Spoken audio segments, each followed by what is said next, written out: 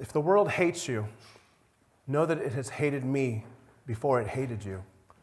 If you were of the world would love its own. But you are not of this world. But I chose you out of the world, and therefore the world hates you. The words of our Messiah.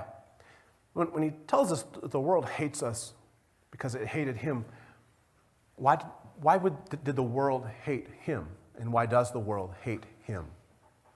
What is it about Messiah that the world hates? Because they know he's right and they don't want to be wrong. Okay. They know that he's right and they don't want him to be wrong. What else? What is it about Yeshua, Jesus, the world hates? I mean, how could anybody in their right mind hate him? What is it about him, nevertheless, that he is hated? Light and dark cannot exist together in the same moment. Okay. Same place. Okay. Light and darkness are at odds with one another. Why else? What is it about King Messiah? He is to be worshipped, whereas we think sometimes we're supposed to be like the Pharisees. Okay. There's an odds. We desire to essentially worship ourselves rather than to worship. His righteousness exposes their wickedness. Okay. The righteousness of Messiah exposes the wickedness of this world. So let's just say, imagine that you have a massive zit on your face. And it's huge. We've all had them. There's no way around it. If you don't look in the mirror, you don't have to see it, right? It's easier to not look in the mirror to know that thing is there. And Messiah is like a mirror. He simply reveals what's there to the world and to us, because we're not exempt. It's not about them and us. It's about you with Messiah, me with Messiah. He is the perfect mirror. And the reality is if we desire for that to go away, we have to take action. We can't just wish that it isn't there, imagine it's not there, it is present. So Israel was called out of the nations for a specific purpose, right? They were called to be something. And how were they called to be not of this world? What was different about what God spoke to them and gave to them? Okay, he gave them the law, the teachings, the Torah. What else? His presence. Yeah, absolutely. The presence of God was manifested in Israel like it had never been manifested before. And again, how was that presence manifested, generally? Okay, the Shekinah, the glory, was present above, and we have this beautiful replica of the ark. It hovered above as if it was seated upon, like a flame on a candle. And it was given as a testimony of God's presence with his people. How else was Israel called to be not of this world? Mashiach. Okay. Salvation came through. Yep, Messiah came through the nation of Israel. I don't know if this is the answer you're looking for, but he actually gave them the assignment, if you will, of being the record keepers. Yep. Of passing down the information to the rest of the world. Mm-hmm. Yep. So the oracles of God were entrusted to our people. What else? He fought for them, whether it was in battles or personal things. Yeah, He went to bat for them. that's right. Yeah, he was When present. they were obedient. Yes. Yes. So Israel was called to be a witness and a testimony of the one true God in a unique way that no other nation has been chosen as a light unto the nations. But it wasn't God's purpose to go, hey, look at the people. They were to be those that spread the light around. And the other people were drawn to the light because God is a God for all people. Israel was simply a vehicle, a way to bring it to the whole world. As grafted in to Israel, we become one through in Messiah. And we share in everything that Israel is, we share as the body of Messiah because of that. They were to be not of this world. What has every single king or emperor or general desired to do to our people throughout history? Besides, What's that? besides destroy us. Besides destroy us, yes. Get them to stop following God and to follow His Yep. ways. To stop following his ways, to become like the world, right? I mean, the world wants you, me, and our people to become like it. It wants to homogenize us. And we say assimilation, and that's a very dirty word to most Jewish people. Okay? It should be a dirty word to you and me as believers in Messiah, because the world wants to homogenize you to become like it. It wants you to follow its ways, to have its mindset. It wants you and me to not rock the status quo. And what's the status quo, you ask? Turn on the television, if you still have one. Access your mobile device, as we all do. And whatever is there, whatever is saying to you, become like this, look like this, be like this. And these are our small outlets for the world to become like them.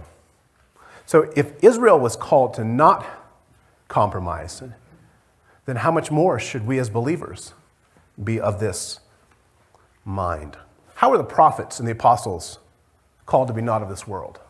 Now they had a special function, have a special function.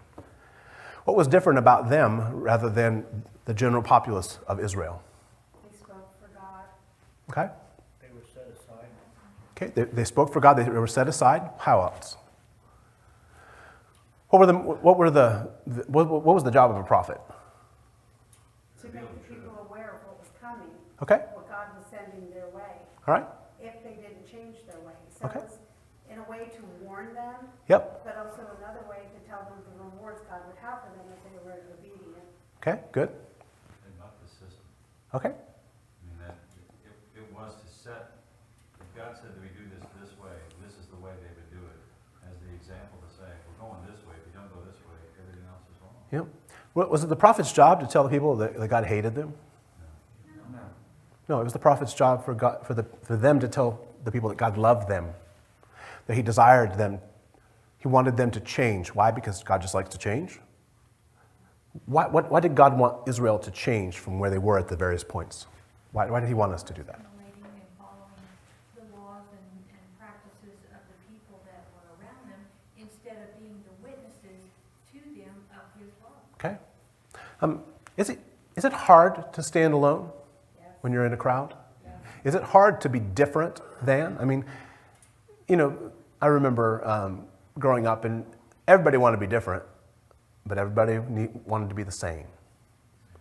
They say, be an individual, be unique, but we all had the same tennis shoes, the same jeans. Remember when Mohawks came out? No. No, I was sheltered apparently. They didn't allow those apparently in the school.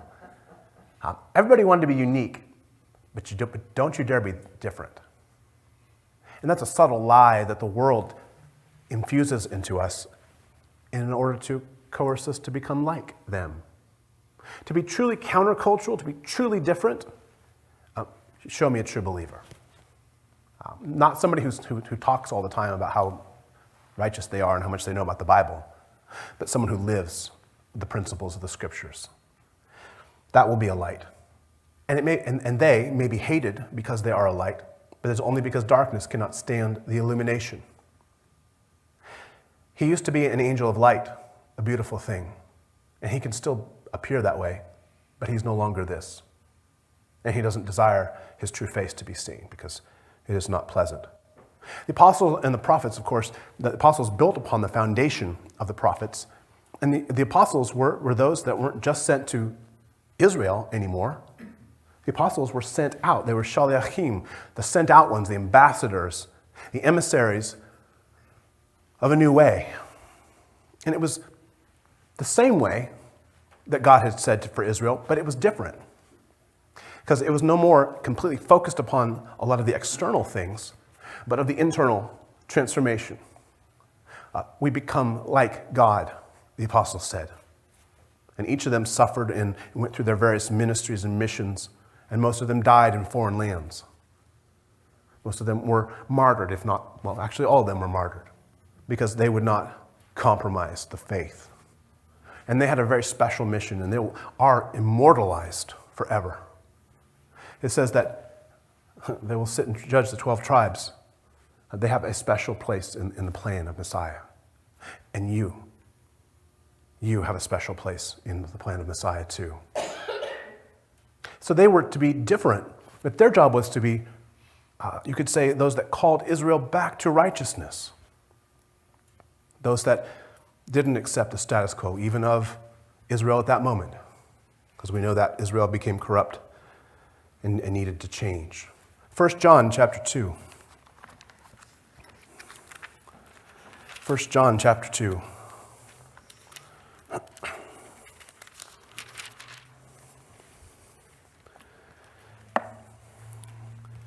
In verse 15, it says, "Do not love the world or the things in the world.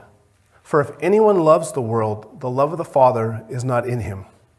For all that is in the world, the lust of the flesh, the lust of the eyes, and the pride of life, is not of the Father, but is of the world. And the world is passing away, and the lust of it, but he who does the will of God lives forever." Do not love the world or the things of the world. What does the apostle mean by that? What are the things of the world? Whatever the desires of our own heart that exist in this plane. Okay, whatever our desires that exist. What else? It's the things that they tell you that you should have, or how you should think, or how you should be, Amen? to change, to conform to that. Right. Well, because, and you're happy for a minute, right? I mean, when everybody has this, whatever that is, and you finally get that, whatever that is, and you go, wow, I'm so happy I have this just like everybody else does. Or even worse, I've got this and you don't. And what are those both an example of? Pride and illusion. The things that the world loves are illusions. They're not real. They look good. They sound good. They may look like gold and glitter like it, but they're cheap and they don't last. I think gold maybe lasts forever. I don't know. I don't know if gold deteriorates. I'm not much of a metallurgist to know. But for the sake of argument, gold lasts forever. At the end of our life, what will be found as what we've stored up? Will it be gold or silver? Will it be fool's gold? What's fool's gold? Iron pyrite. It sounds a little bit less ostentatious when you say it like that. Iron pyrite. Sure, looks nice, looks good. And it glitters. And it captures our attention, but it's fake. And so, the apostle says, if we love the world and the things of the world, then there's something lacking in us. Because our love can only go so far. Our attention, our affections can only go so far in this life. And if we love the things of the world, and it's whatever the world holds up as important at the time. Everybody wants to be a celebrity. I don't want to be a celebrity ever. The blessing is a curse. You can't go and be normal because everybody's pulling on you, tugging on you, holding you to some sort of standard of whatever that is in their minds. To be a celebrity is truly a curse. To be a celebrity in God's eyes means that you don't know it. You're humble. And the beauty that comes from within you makes you a celebrity in God's eyes because it's like Him. God has created our soul to be undivided, very simple. But if we love the world more than heaven, not only will we lose the world one day when we die, but we'll also lose eternity. So it behooves us to, with our soul, to love Him more than the world. Amen. Along those lines, I'm thinking the same thing was, whatever your passion is, that's what you're going to live with as long as it lives. And if God lives forever, and our passion is God, we live forever. If the things of this world are our passion, they won't last forever, and we won't last forever. Amen. Amen. It's about the things that are there, the lust of the flesh, the pride of life. Do we place our happiness upon something in this earth? We may get it for a minute, but it's going to pass away. Do we struggle and seek after something, and we can't be happy without whatever that is? Then we'll never be happy, we'll never experience joy, because joy is not found in stuff. It's found in what? Amen. In relationship to God. And that is something that we nurture and that we grow through time. Romans chapter 8.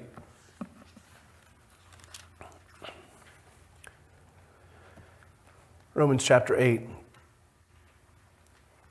and verse 5. Romans 8:5.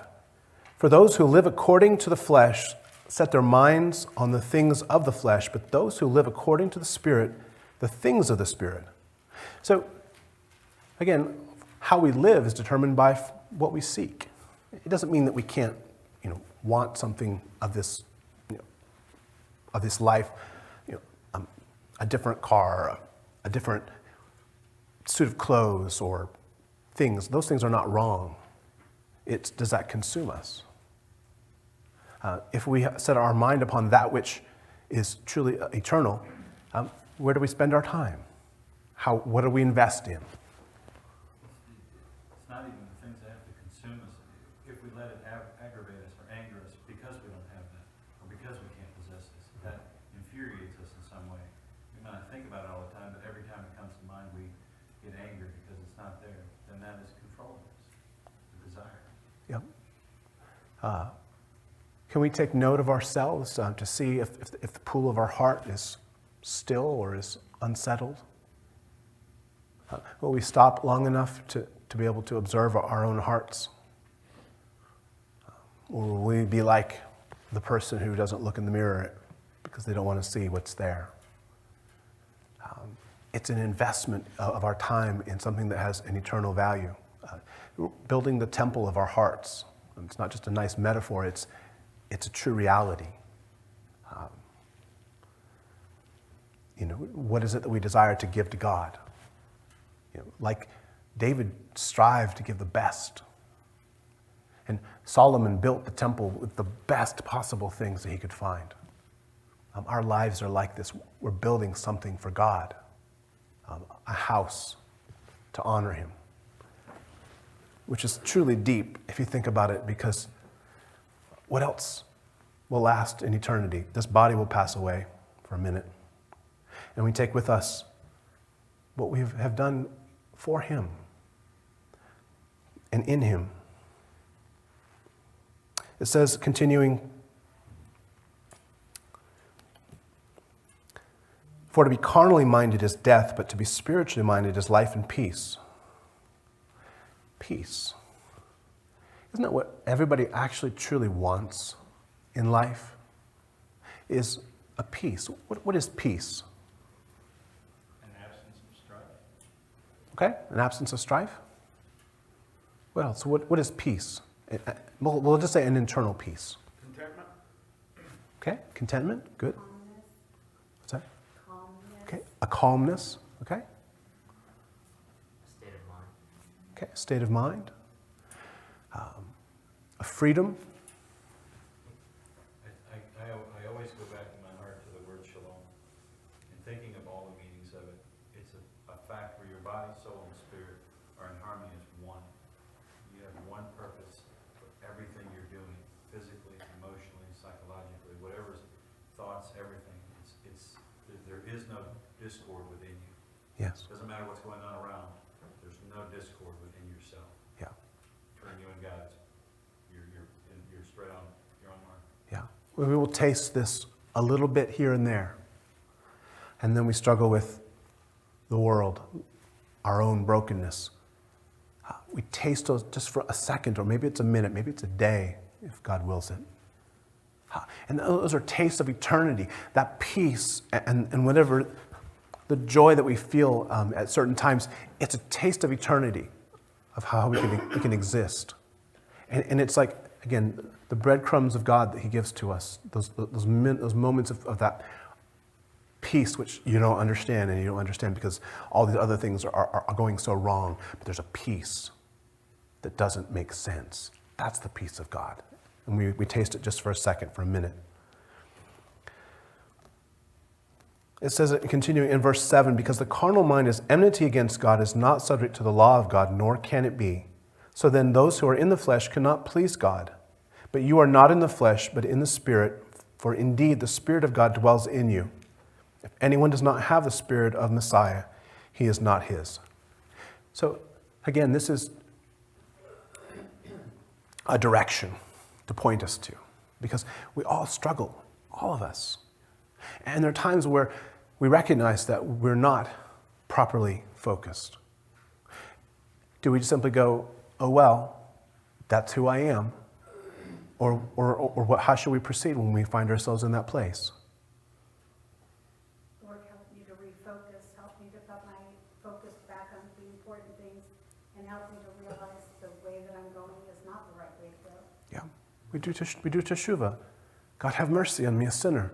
I finally come to my senses. Have you ever had those moments where you finally say to yourself, it's so clear right now. Abba, I've been avoiding you. I've been running from you. God, have mercy on me. And it's his love that continues to draw us, because none of us can do this on our own or by our own cleverness or mindset. We need God partnering with us. And he's constantly calling us to return to him. And that's what to be of the world means, that we are far from him. To be worldly means that we act like the world. And what are some examples of a worldly mind or action? How does the world deal with disappointment? Blaming others, Anger? blaming others. Blaming others? Medication? Despondency? Yep. I know with money, I see people, the people that I work with that make the most money, they act like there's going to be a U-Haul following the funeral procession. They won't part with a nickel of it. They hold on to it for dear life. And it's like, really? Yep. I mean, there's respecting money and blessing God and doing good things with the money you have, but then there's an obsession. Yeah. And it's crazy. And that obsession is the reality of what we acquire we cannot take with us. Pharaoh, when he died,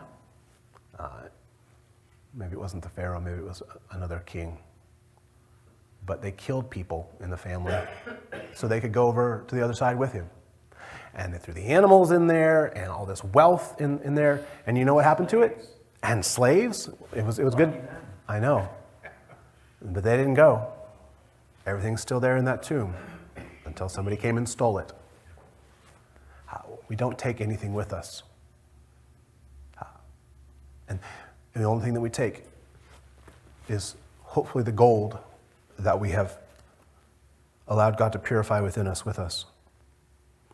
How should you and I not be of this world? Okay, we're removed somewhat from the time of the Bible, per se, in Israel.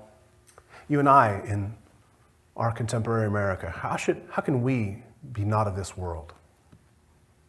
What are some ways? By falling in love with who he is. Okay. And through him, the more you get to know of God, the less of you there is. Okay. Because he is. All right, falling in love with God. Pursuit. Virtues, Okay, say a little louder. seeking the virtues. Okay, seeking the virtues. Yeah, what else? Reaching out to the lost, those who don't know him, and not necessarily by words, but by your actions and by the way you live your life. Yeah. Yeah. What else? What are some ways that you and I can be not of this world? Realizing what idols and stuff is that right in front of our face. Yeah. Yeah, realizing what idols are right in front of our face. Because the thing about an idol is it does what to us? Consumes us. Consumes us, gets in front of us between God and puts us in bondage. It's everything that we can see. If this is what we see, then we can't see He who is beyond that. And so, when we seek God, we're doing something different than the world is. Because what does the world generally seek? Power. What's that? Power. Okay, power, pleasure. What's that? Self-gratification. Self-gratification. And there's the key word is self. The world is all about the self. And why do you think that the world, and by association, you and I can be all about the self? It's about me. Why would we or they be like that? Does it make us feel good? Okay. Makes us feel good. What else? They're placing themselves as being more important than anything else. Okay. When we think of the prince of the power of the air, Hasatan. The motive was to make himself like the Most High God. Yeah. We who, when acting in the flesh, began to act, as Yeshua mentioned, you're of your father, the devil. Mm-hmm. That's just, Right. it's in the human nature to want to be God Yep. for ourselves. There's only two kingdoms. There's the kingdom of God, and there's the kingdom of darkness. It's super simple, and yet it's super complicated. There's only two kingdoms. There is the light and the darkness. And we, even though we are committed to God, sometimes we have a foot in the other kingdom. And when we have a foot or pinky or a tongue in the other kingdom, what does that do to us? Okay, unbalance. It wounds us in our soul and spirit. Yeah. It says you can't serve two masters, so. It deceives us. Okay. Can't serve two masters. It deceives us. Just as we often assimilate, that is a way that we take on more and more of the world. Yep. Once you got it there, you want more. Yeah. You see that to be divided creates, the fathers say, a dispersion, a scattering of our minds and our hearts. And it's, instead of focus, God says, let me be first. Seek me first. And then I'm going to give you and bless you with a lot of the other stuff that I know that you would like. But when we are dispersed through the passions, and the passions are what? Anger. What else? Greed. Okay, greed. Avarice. Yeah. Pride. Yep. That's unnatural. The passions are unnatural to us as human beings because we were created in a particular way that was like God. And when our father and mother chose essentially the kingdom of darkness over the kingdom of light, they became dispersed and broken. And so by seeking the virtues, and what are the virtues? We could just say broadly. Okay, fruits of the Spirit, love and joy, yes. All of those things, that is natural. That is the authentic way that we were created. And so we're actually in the process of correcting that which has been broken in us.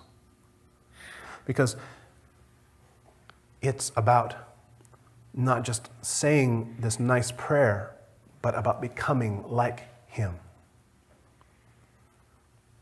You see, God didn't create anything evil. Something that He created chose to become that way, then influenced the rest of His creation and broke everything. And we're in this process of returning to the simplicity of the garden. Can you imagine yourself peaceful all the time? Unsettled by nothing? Unshaken by nothing?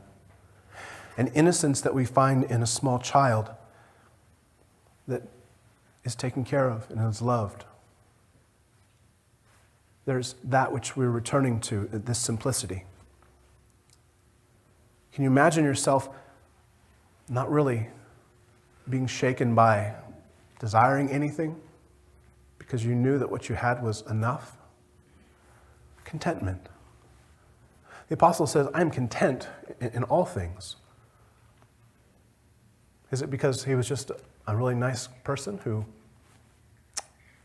had everything he needed. He didn't even have everything he needed, per se, at all times. That's something that I aspire to. How have things gotten off cue or off center?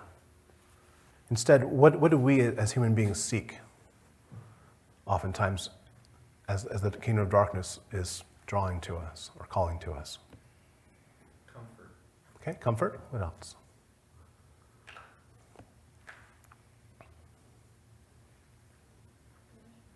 Pleasure. Mm-hmm. Again, things that are not wrong of themselves. To have a good meal, nothing wrong with that. To desire or want this, it's not wrong. We need a lot of those things. It's when that becomes the foremost of our thoughts. Did God create food? What was the very first sin that our forefather and mother committed?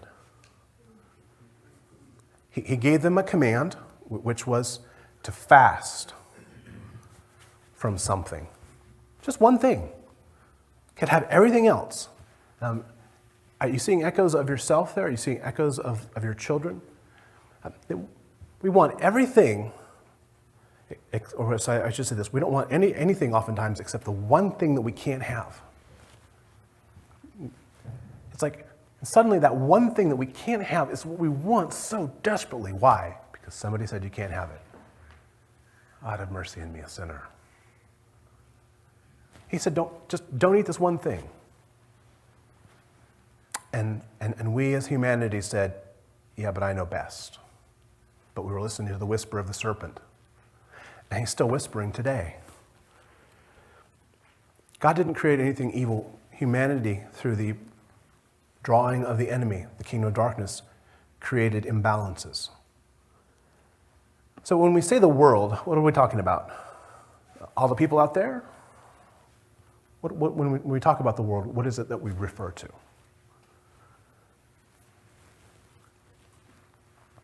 Anything that draws you away from God. Okay. What else?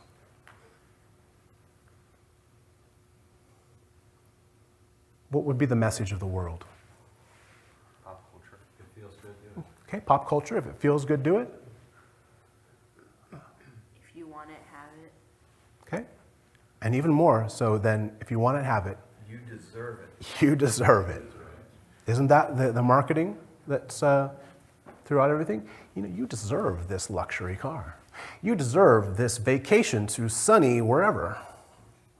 So go ahead and put yourself in debt. When we seek the things of the world, we create unhappiness.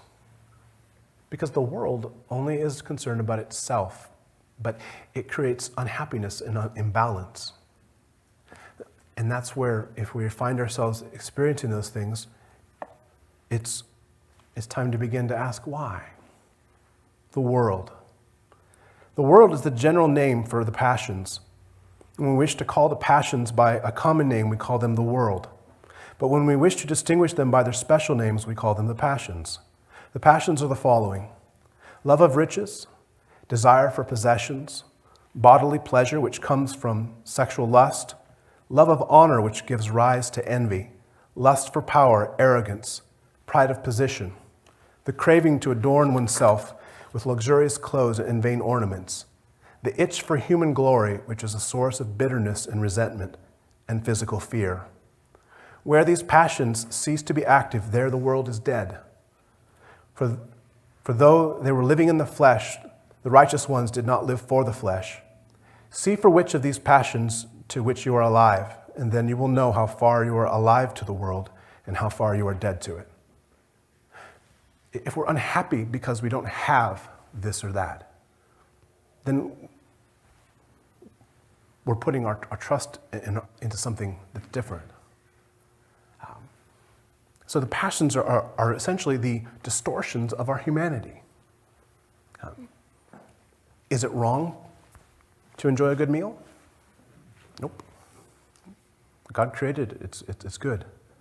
What would be wrong about that good meal? Is if that's the only thing we can think of. Okay, to eat too much. Okay? That's the only thing we can think of. Yep. Not to share it. Yeah. Not to share, yes. Is it wrong to wear nice clothes? Nope, it's not. But when the wearing of whatever it is that we seek to be better than others, so that others will be jealous of us, does that sound like the world? I want to acquire everything I can so everybody can look at me and go, gosh, I want to be like you. Do you remember the student of the month in school? Nobody liked the student of the month, right? Or driver of the year. Oh, God help you, driver of the year. Nobody liked them. It's like you put up on a pedestal and everybody hates them. And that's the world. Whatever you think will make you happy will actually create bitterness in other people. So in the Christian realm, I want to sing like that person. I want to teach like that person. It's not just out in the world that's in the synagogues, the whatever. Yep. Oh yeah, we are like the world in many ways. But it's about discovering what that is in your heart. I think sometimes we're worse. The world doesn't know what it is. We should be once knowing. Yeah. Well, the problem is we follow the same path of our parents, Adam and Eve, when they fell in the garden. They knew they'd done wrong and they hid from God.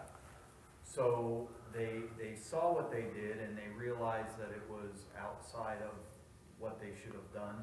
And instead of being humble and repenting and coming to God, they hid.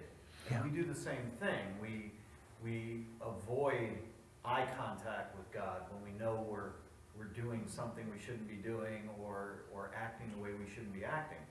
So rather than seeking the physician for the cure of what's ailing us, we run and hide from that. Whenever you were a child and you were at school and you cut yourself, where did you go? The nurse. To the nurse. Now, did you run from the nurse? Maybe. I don't know. I can't say. She had a shot, yeah. Depends on what mood she was in that day. For the sake of argument, you went to the nurse because she had a way to take care of you. In general sense, we don't run from what can heal us or cure us now. And God is looking to heal us, to heal you and to heal me. And many times when we fall and we sin, we stay down or we cover our heads or we get up and say, okay, I'm fine. Eventually, if I do this long enough, I'm going to what? And trip and fall again. Take the blinders off. Look up into the light. And do teshuvah. God, have mercy on me, a sinner. Because when we do that, we free ourselves from the burden and the guilt and the shame. And shame is just Satan's deceit against you and me to keep us from looking at the light. Because if we don't have to see the light, then we don't have to say, I was wrong. May we always be rushing to our Father whenever we fall. May we not be those that are content to live in darkness, but raise our heads, maybe slowly, maybe quickly, eventually quickly to our Father and say, have mercy on me. So that we can be healed of the brokenness within us. The passions can be extinguished. The world is clearly the unnatural departure from the natural created order of God. It is the descending of humanity to the level of the animal and a perversion of the creation. We weren't created to be like this. We were created to be in the presence of God, to be holy, beautiful. And the world says, no, we're ugly, calling it beauty. Become like us. And God's saying, come up here. Come up here and sit next to me. Whereas we are called to return to the likeness and the simplicity and the beauty of the garden, we are called to ascend on the path of the cross through self-sacrifice, following the footsteps of Messiah, who showed us how to become like him. He says, come follow me. Where did he end up? At the right hand of the Father. And he says, now I'm going to seat you next to me. Come follow me. He didn't say, come follow me into darkness and despair and this. He says, follow me into beauty and everlasting peace. I don't even know if I can imagine what everlasting peace would be like, but I want it. To be free from myself, to be free from everything that is earthly. It begins with God have mercy on me. And then we walk out every day, every step. The next step is right there in front of us. 2 Peter chapter 1 and verse 4.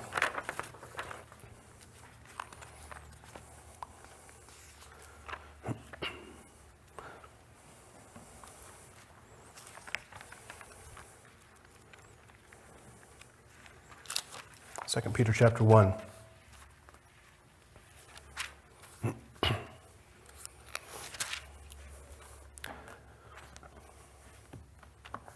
And verse 4. Well, actually, let's begin in verse 3. As his divine power has given to us all things that pertain to this life, and godliness through the knowledge of him who has called us by glory and virtue, by which have been given to us exceedingly great and precious promises, that through these you may be partakers of the divine nature, having escaped the corruption that is in the world through lust. Partakers of the divine nature. What is the divine nature? Okay, say it a lot louder. Similitude of God. Okay, the likeness of God, the similitude. He's calling us to be participants in this. Is this a nice term to say we're going to be nice people? No, partakers means that we become like who God is. And what is the nature of God? First is love. And out of that springs what? Patience. And humility and mercy. Okay, it's grace, the long-suffering. Those are the things that are the God overflowing and pouring into. And we become like this. It's as if we are iron being held into the flame. And the iron still remains iron, but it begins to glow. And it doesn't just glow, it also does what? It absorbs the heat of the flame. And it doesn't change necessarily from being iron, but it becomes like the flame. It has the qualities of the flame, light and heat. And that's how we become, as we become different. He wants us to, in this life, to maintain something that's very important that we should have every single day. And what is that one thing? Love. Okay, love.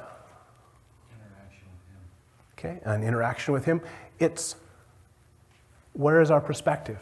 Is it on today? Yes, it should be on today. We should have that focus, but our heart should be set where? It's on him, but on the eternity. Eternity is a really, really long time. In fact, there is no time. It's forever. Where is our perspective set? Our heart should be set upon eternity. And if we desire a destination, then we can't wish to be there. We have to journey. Planes and trains and automobiles and our feet are all part of the journey.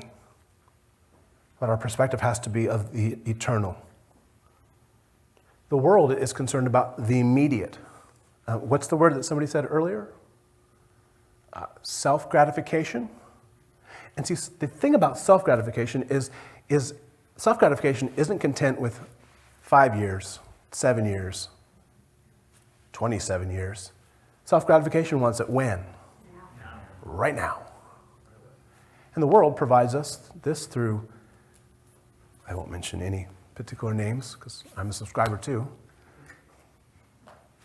But we want it now. You can get one-day shipping. In fact, if you pay enough, you can get it today, dropped by a drone. Because the world is clever marketers, because they have a really good marketing strategist behind them. But we have the best marketing strategist who gives us something that has, well, you could say, Eternal value. an eternal value. Lifetime, eternal lifetime warranty? I'll take that. What's that? Lifetime of the day. And so it's about where is our perspective. Messiah says, if you love the world, you do not belong to me. We can't become attached to this world that it blinds us to eternity. John 17, and we'll close here.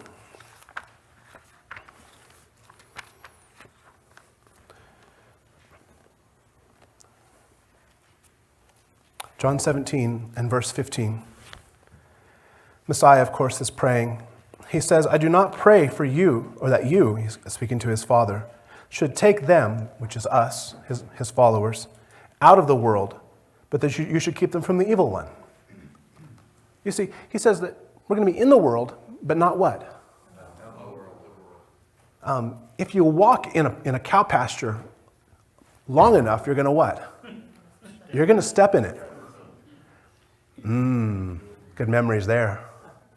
And sometimes you and I step in it. And we can say, oh, well, I stepped in it. Or we could what? Wash it off. Clean it off. Sometimes you fall in it. And there is no cleaning. And you have to discard it and start over. What do we want? To be clean. He says, I'm putting you in the pasture. And you're going to walk through it. It's what we do when we find out that we stepped in it. And so today can be a day that we say, thank you for showing me this, Father, that I don't have to accept what I've done. I can be free from this. Because he's offering this to us every morning. And while we have breath, we have hope. But at least hope is there. We have to grasp it and take action. He says that they're not of the world, just as I am not of the world. Sanctify them by your truth, for your word is truth. What does sanctify mean? Set us apart, make us different. Remember the student of the month? God is calling you and I to be one that he values. And if we're elevated by God, not by our own pride, if we're elevated by God because we're seeking him, then we will be hated for that. And all the saints and all the martyrs have been hated for because they were beautiful. And they hated a man who healed people, who set people free from demons, who manifested nothing but the words of God, and they hated him. They hated somebody who said to this man, your sins are forgiven you. Rise up. How could you hate somebody who heals people? Because we were jealous that it wasn't us, because he didn't deserve it. I mean, who is he? He's just a no-name carpenter. Instead of seeing that he was God himself come down to meet us. So when we begin to see these twinges in ourselves, we should again look up at the light and return. Amen. Father, may you inspire each of us to not accept the status quo, the present, as everything that we can be. But by baby steps even. Perhaps it's by drastic things. May we return to you in complete repentance.